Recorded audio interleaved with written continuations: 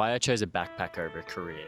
I was exposed to the world of travel from a very young age. Before I even turned one, I crossed the ocean to South Africa where I nearly lost my right thumb. A story for another time. My mum was a travel agent for most of my childhood and was always sending people all over the world. My life was uprooted and I moved to a new town at least every 3 years. My stepmom is from Botswana in Africa. We traveled there when I was 13 years old. This opened my eyes to how big the world is and began to make me question things I'd always known to be fact. Moving from place to place, I witnessed people being born, living and dying in the same town with the same beliefs. I'm not saying there's anything wrong with this, but I've always felt like there had to be more to my life. Towards the end of high school, people were trying to figure out what to do next. In Australia, it's common to feel pressure to go to university to study to get a better job. I didn't know what else to do, so I decided to study one of my passions, music, and later went on to start my Masters of Teaching. After my first placement in a school, I became terrified of how things were panning out. Several other areas of my life were falling apart at the same time as well. I reached the breaking point,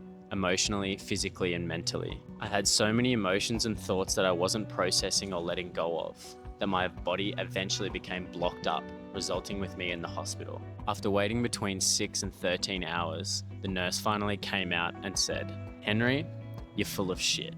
You need to go home and drink some prune juice."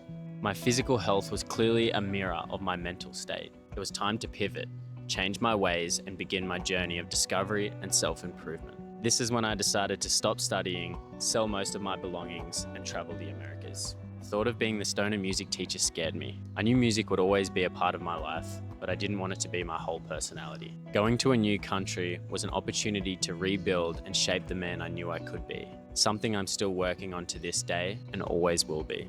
In my old life, success was making it to payday, submitting an assignment, or finding some pot to smoke or snacks to eat. Now a successful day looks like getting through a conversation with a local in Spanish or Portuguese, sharing content that can help someone, creating content for a business to help them grow, nourishing my body with good food, finding peace and stillness through meditation and breathwork, hiking somewhere for a beautiful view or swimming in a lake or a stunning beach. It looks like learning a new skill or perspective and growing as a person. A career often requires a suit, a car, an apartment. A backpack requires you to think exactly what's worth carrying on your shoulders. When I left on my first trip, my bag was 110 liters. I didn't think I could fit everything I needed into a small carry-on, so I thought I may as well have a huge bag. I soon realized I didn't need half of the things that I had. As a form of self-punishment, I would often walk kilometers telling myself, "You wanted all this stuff, now you have to carry it." And because I could save a few dollars on Uber. On my second trip, I cut my bag size by over half, down to 38 liters. Again, I tried to live without a guitar, which didn't last long because hostile guitars leave something to be desired.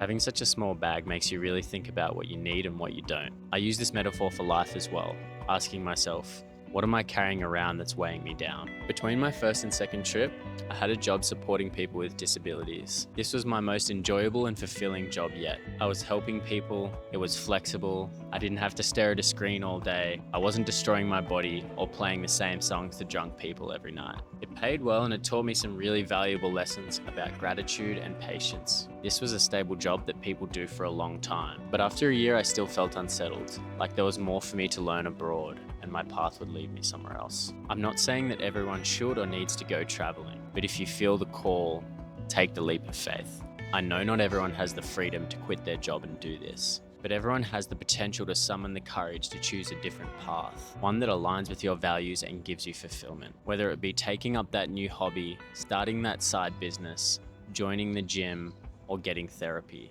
take the leap of faith.